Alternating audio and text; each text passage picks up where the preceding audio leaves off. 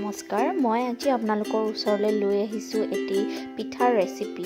ভাপত দিয়া পিঠা, চাউলৰ গুড়ি আৰু নাৰিকলৰ সৈতে।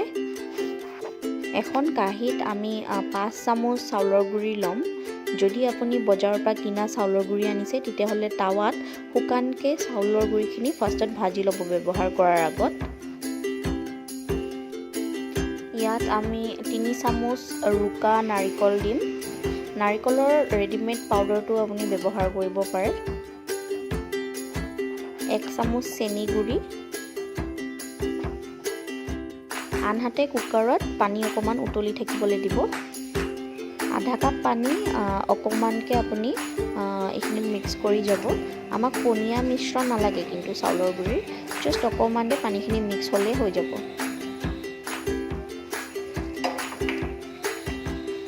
ঠিক এনেকৈ এটা প্লাষ্টিকৰ পিপা, যোনটো আমি ইংলিছত ফানেল বুলি কওঁ, তেল বাকিবলৈ যোনটো আমি ঘৰত সাধাৰণতে ব্যৱহাৰ কৰোঁ, তাত আমি চাউলৰ গুড়িখিনি এনেকৈ সুমুৱাই দিম। যিমান ডাঙৰ আপোনাক পিঠা লাগে সিমানখিনি চাউলৰ গুড়ি দিলেই সেইটো চাইজৰ পিঠা আমি বনাব পাৰোঁ। ঠিক এনেকৈ এতিয়া আমি প্ৰেছাৰৰ ঢাকনিখনত